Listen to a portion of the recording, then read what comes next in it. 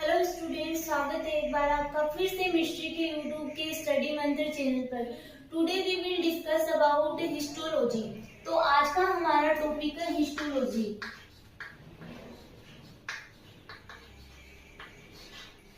Histology में क्या छुपा गई कि ऊतकों का अध्ययन, इसके नाम में ही इसकी डेफिनेशन छुपी हुई कि ऊतकों का अध्ययन किस प्रकार से किया जाता है। तो ये एक प्रकार की जो हिस्टोलॉजी होता है वो एक प्रकार का बायोलॉजी का ही एक पार्ट होता है कि बायोलॉजी की ही एक शाखा है, ब्रांच ऑफ बायोलॉजी, जिसमें हम लोग किसके बारे में अध्ययन करते हैं, टिश्यूज के बारे में, टिश्यूज के सैंपल्स को लेके फिर उनको स्टडी करते हैं।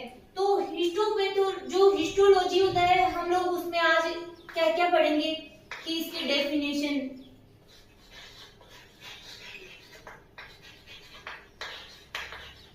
फिर हम लोग स्टडी करेंगे आज ओनली इसके इक्विपमेंट, कि आज हम लोग इन दो के जो टॉपिक है उनके ऊपर ही डिस्कस करेंगे, उनके ही नोट्स प्रिपेयर करेंगे। तो मैं थोड़ा बहुत इंट्रोडक्शन के रूप में बता देती हूँ कि इसकी डेफिनेशन क्या होती है और इसके इक्विपमेंट में क्या क्या आते हैं। तो स्टूडेंट्स, हम लोग बात करें हिस्टोलॉजी। हिस्टोलॉजी ऊतक विज्ञान की वह शाखा है जिसमें टिश्यूज के सैंपल्स का अध्ययन किया जाता है, मतलब सूक्ष्म अध्ययन किया जाता है। इसके अंतर्गत जो ऊतक है, सेल्स है, उनका सूक्ष्म अध्ययन किया जाता है कि अगर कोई पार्ट है वो किसी डिजीज से ग्रस्त है तो उसके सैंपल को लेकर के उस डिजीज के बारे में पता किया जाता है। ये भी हिस्टोलॉजी के अंतर्गत ही किया जाता है। तो ये एक मेडिकल साइंस है, हम लोग ऐसे भी बोल सकते हैं कि ये एक प्रकार की मेडिकल साइंस से रिलेटेड है। तो ऊतक विज्ञान के अंतर्गत ऊतकों का सूक्ष्म अध्ययन किया जाता है। फिर हम लोग बात करते हैं इसके इक्विपमेंट की, कौन कौन से उपकरण होते हैं जो कि हिस्टोलॉजी के अंतर्गत काम में लिए जाते हैं। नॉर्मली मैं एक दो के नाम बता रही हूँ, फिर हम लोग इनके नोट्स प्रिपेयर करेंगे। एक है बायोप्सी। बायोप्सी क्या होता है कि एक ऐसा इक्विपमेंट है जिसके द्वारा सैंपल्स को सेपरेट किया जाता है, या कोई डिजीज से ग्रस्त कोई सैंपल है, कोई ऊतक है, टिश्यू है या सेल्स है, उसके नमूने को लिया जाता है, फिर उसको उसके ऊपर एग्जामिन किया जाता है या उसको स्टडी किया जाता है। ठीक है। फिर हम लोग काम में लेते हैं माइक्रोस्कोप, जिसके बारे में आप सब लोग जानते हो। माइक्रोस्कोप क्या होता है कि जो ऐसी सेल्स जिनको हम नेक्ड आई से नहीं देख सकते हैं उनको हम माइक्रोस्कोप के द्वारा ही देखते हैं। फिर और भी अगर हम लोग बात करें तो एक होता है इसके अंतर्गत होनिंग एंड स्ट्रोपिंग। ये एक प्रकार का इक्विपमेंट है जिसमें कि क्या किया जाता है कि ये जो नाइफ होता है उसकी शार्पनेस को बढ़ाता है और जो इरेगुलरिटीज होती है उसको कम करता है। तो अब हम लोग इक्विपमेंट, डेफिनेशन, इनके नोट्स प्रिपेयर करें। आगे है स्टूडेंट्स आपके नोट्स के लिए कि micro techniques for plant cultures. ठीक है। जो माइक्रो टेक्निक्स होती है उनके बारे में देर का है, आपके जो सिलेबस में है वो ही मैंने नोट डाउन किया है कि उसमें कौन कौन सी टेक्निक्स के बारे में पूछा गया आपके हिस्टोलॉजिकल प्रोसीजर। तो जैसे मैंने बताया वही नोट डाउन किया गया कि histology branch of biology. Histology किसकी ब्रांच है? बायोलॉजी की। That examines the microscopic anatomy of biological tissue, जिसके द्वारा हम क्या करते हैं, बायोलॉजिकल टिश्यू की जो एनाटॉमी है उनको स्टडी किया जाता है। किसके द्वारा? माइक्रोस्कोप के द्वारा एग्जामिन किया जाता है। फिर इसमें कौन कौन से इक्विपमेंट नीड होते हैं कि हिस्टोलॉजिकल प्रोसीजर है उसमें कौन कौन से उपकरण की आवश्यकता होती है। तो फर्स्ट है बायोप्सी, फिर है माइक्रोस्कोप, फिर है माइक्रोटोम, फिर है पैराफिन बाथ, फिर स्लाइड वार्मर, फिर news honing and stropping equipments, फिर है एम्बेडिंग कैसेट्स, स्टोरेज कैबिनेट, फिर है ऑटोमेटिक टिश्यू प्रोसीजर्स, फिर है कि ये सारे जो मैंने यहाँ पे लिखे उनके बारे में हम लोग आगे स्टडी करेंगे, 1 बाय 1 इनके नोट्स भी प्रिपेयर करेंगे। ये यहाँ पे मैंने आपको बताया जैसे कि एक ट्रिक बनाई यहाँ पे कि जो ये आपके सारे इक्विपमेंट दे रखे उनके सबके फर्स्ट लेटर को मैंने यहाँ पे नोट डाउन किया है। फिर इनके लिए एक ट्रिक बनाइए ताकि आप अगर एग्जाम में ये सारे में से मतलब कोई आपके मिस हो जाए तो आप इस ट्रिक के द्वारा सारे आपको लर्न हो सकते हैं। बचपन में मैंने फिल्म शूटिंग की, एहसास सिर्फ अपना। बी बायोप्सी, एम माइक्रोस्कोप, फिर एम माइक्रोटोम, फिर P paraffin bath, S slide warmer. इस प्रकार से ये पूरे जो आपके इक्विपमेंट है वो इतनी सी इस ट्रिक में आ जाते हैं। तो आप लोग भी इस ट्रिक को लर्न करके ये सारे एक साथ अच्छे से लर्न कर सकते हो, बहुत इजी ट्रिक है। आगे स्टूडेंट्स हम इन टर्म्स को 1 बाय 1 स्टडी करते हैं। फर्स्ट है बायोप्सी। बायोप्सी है an examination of tissue removed from a living body to discover the presence, cause or extent of a disease।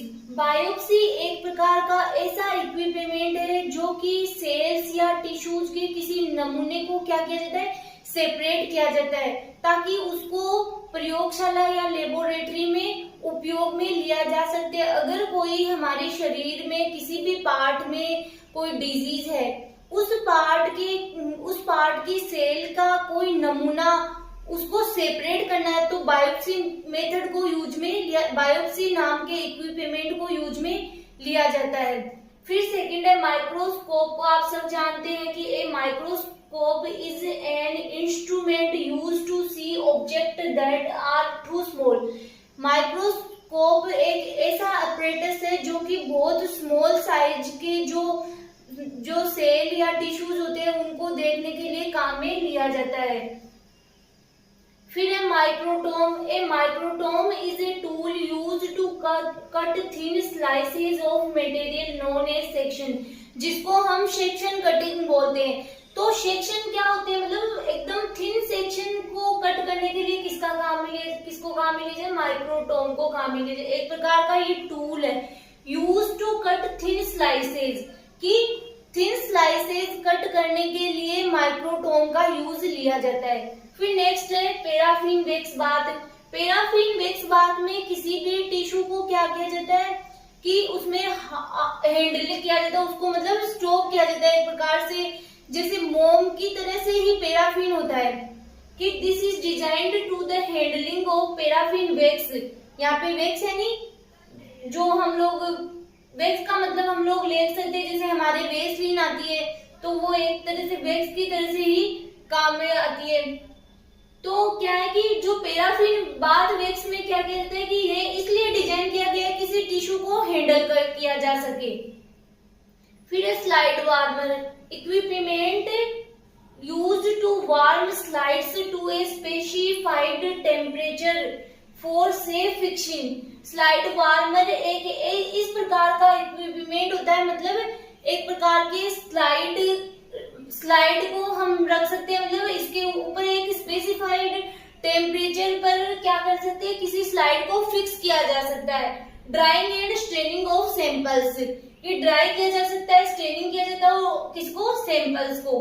फिर हम लोग पढ़ते हैं कि knives, honing and stropping equipments. Knives, honing and stropping equipments क्या होता है, honing and stropping are process used to sharpen knives.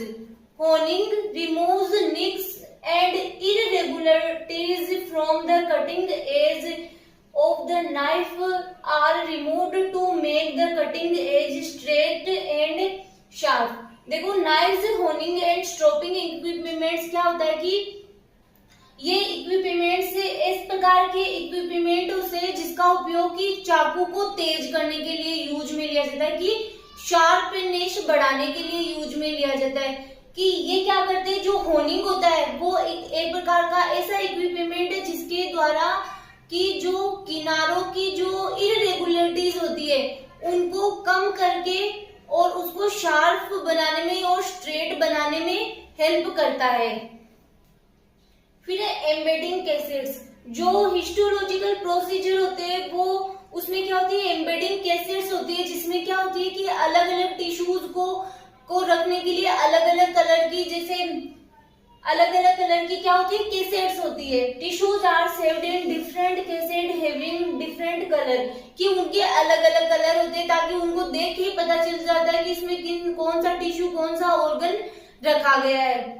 तो येलो कलर है, जैसे येलो कलर की कैसेट लीवर के लिए यूज में ली जाती है, व्हाइट कलर की कैसेट है वो बोन्स के लिए यूज में ली जाती है। आगे हम लोग इनके आगे के पॉइंट्स या टर्म्स स्टडी करते हैं। आगे है स्टूडेंट्स आपके storage cabinet. This cabinet are used to store the stained slide of histopathology for future reference.